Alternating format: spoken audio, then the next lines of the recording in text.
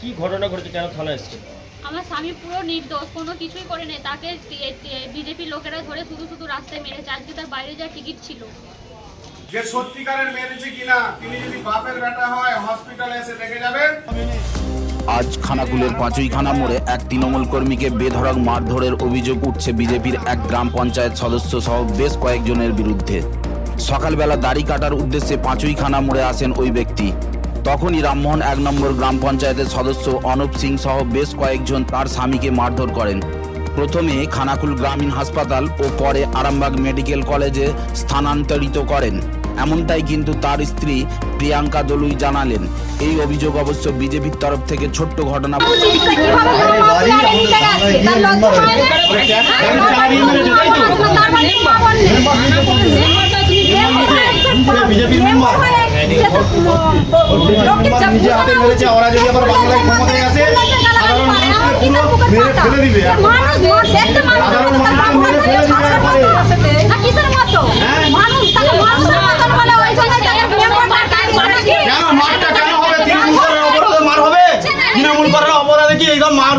আরামবাগের এফআইআর করতে হবে। পার্টি যে যা স্বাধীনতা, আমরা স্বাধীন ভারতে বসবাস করি, স্বাধীন ভারতে বসবাস করি, আমি যে কোনো করতে পারি। তার জন্য মার খেতে হবে, তার জন্য মার খেতে হবে আমাকে। হ্যাঁ, তার জন্য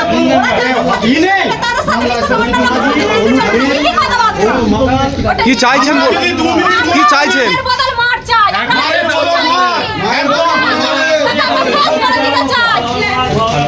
আপনারা জানেন যে অপদার্থ বিরোধী দলনেতা আমাদের মানবিক মুখ্যমন্ত্রীকে কুরুচিকর মন্তব্য করে গিয়েছিলেন এবং আমাদের মহিদুলকে তার যে দেহরক্ষী সেন্ট্রাল বাহিনী দিয়ে মেরে হাত ভেঙে দিয়েছে। তারই প্রতিবাদে সেই একই জায়গায় আমরা যে রাজা রামমোহন রায়ের যে জন্মভূমি সেখানে অপবিত্র করে গেছে। আমরা প্রথমে গোবর জল ছড়িয়ে সেটাকে অ্যান্টিবায়োটিক দেওয়া হয়েছে, শুদ্ধ করেছে, তারপর গঙ্গা জল ছড়ানো হয়েছে, যে ঝাড়ু মেরে টোটালটাকে শুদ্ধিকরণ করেছি। ওখানে কিছু আতাল মাতালকে প্রথম দিনই আমরা বলে গিয়েছিলাম যে ওই পাঁচুইখানাটা হচ্ছে আতাল মাতালের, পুরো বিজেপি দলটাই তো খানাকুলে টিকে আছে আতাল মাতালের। পলিথিন প্যাক ছাড়া ওরা রাজনীতি করতে পারে না। তো সেদিনে যারা আমাদের ফ্ল্যাগ ফেস্টন লাগাচ্ছিল, আজ বাজার যাচ্ছিল, বাজার যাওয়ার সময় একা পেয়ে কিছু বিজেপির ওখানকার গুন্ডা হারমাদ জল্লাদ তারা একা পেয়ে তাকে মারধর করেছে ২-৩জনকে, এবং একজনের অবস্থা খুব আশঙ্কাজনক হয়। তাকে আমরা এখান থেকে স্থানান্তর করে আরামবাগ মেডিকেল কলেজ হাসপাতালে স্থানান্তর করা হয়েছে। আমরা এর প্রতি থানায় অভিযোগ দায়ের করেছি।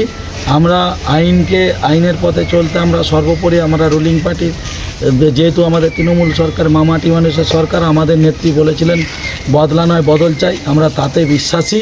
পুলিশ প্রশাসন আশ্বস্ত করেছেন যে যারা দোষ অপরাধীরা নিশ্চিতভাবে ১২ ঘন্টা থেকে ২৪ ঘন্টার মধ্যে তারা গ্রেপ্তার হবে। যদি না হয় তখন আমরা বলেছি আমরা আইন হাতে তুলে আমরা নিজেরা শাস্তি দেবো। কারণ এখানে জানেন এই লুম্পেন বিধায়ক পুলজালি কালকে যে মহিদুলের বিরুদ্ধে একটা মিথ্যে অভিযোগ করে এখানে মিডিয়া নিয়ে করেছে, সেই উস্কানিমূলক মন্তব্য করেই সুশান্ত ঘোষ নেড়িকুত্তার জাত একটা সেই সবগুলো করে বেড়াচ্ছে। আমরা বলে দিচ্ছি যে ভাই ইট ছুড়লে পাটকেল খাবে। তাহলে আমরা যদি না গ্রেপ্তার হয় আমরা তখন আইন হাতে তুলে আমরা নিজেরা সাজাবো। আপনার পরিচয়? আমি রমেন প্রামাণিক, খানাকুল বিধানসভার কনভেনার এবং ডুয়ের সভাপতি খানাকুল। আজকে ঠিক কী ঘটনা ঘটেছে পাঁচুইখানায়? পাঁচুইখানায় ঘটনা ঘটেছে বলতে আমার শ্বশুরমশাই তৃণমূল করে, আর আমার স্বামী তার সামর্থ্য। তারপরে একদিন এখানে ২-৩ দিন আগে মিটিং হচ্ছিল, মিটিংয়ে আমার স্বামী এসেছিল। আজকে তার বাইরে যাওয়ার টিকিট ছিল, তারপরে একা ফাঁকে পেয়েছে, ওই জন্য তাকে খুব মারধর করেছে। তাহলে কি মিটিংয়ে যাওয়ার জন্যই মারধর করলো? মিটিংয়ে যাওয়ার জন্যই মারধর করেছিল। কারা মারধর করেছে বলে মনে করছে? বিজেপির লোক ষষ্ঠী মাঝি আর অনুপ সিং। কেন, আপনার স্বামী কি তৃণমূল পার্টি করে? হ্যাঁ, আমার শ্বশুরমশাই তৃণমূল পার্টি করে, আমার স্বামী তার সামর্থ্য। আর সেই তৃণমূলের মিটিংয়ে গিয়েছিল বলেই বিজেপির লোকজন মারধর করেছে। তো কি চাইছেন এখন? এখন চাইছি বলতে আমরা পুলিশ প্রশাসনের কাছে তাদের শাস্তি চাই। আপনার নাম? আমার নাম প্রিয়াঙ্কা দলু। আপনার স্বামীর নাম? সন্টু দলু। কোথায় কাজ করে আপনার স্বামী? আমার স্বামী বাইরে থাকে, বোম্বে। কবে যাওয়ার টিকিট ছিল? আজকে ৩টের সময়। কোথায় কোথায় আঘাত পেয়েছে? কোথায় কোথায় মাথায়, কোমরে, পায়ে এসে আর কি উঠতেই পারছে না, তার এমন অবস্থা করেছে। মেডিকেল করেছিলেন? হ্যাঁ, এখানে খানাকুল থানায় ভর্তি নিয়ে আইনি, আরামবাগ ট্রান্সফার করে দিয়েছে। আরামবাগে রেফার করেছিল। এখন কোথায় আছেন?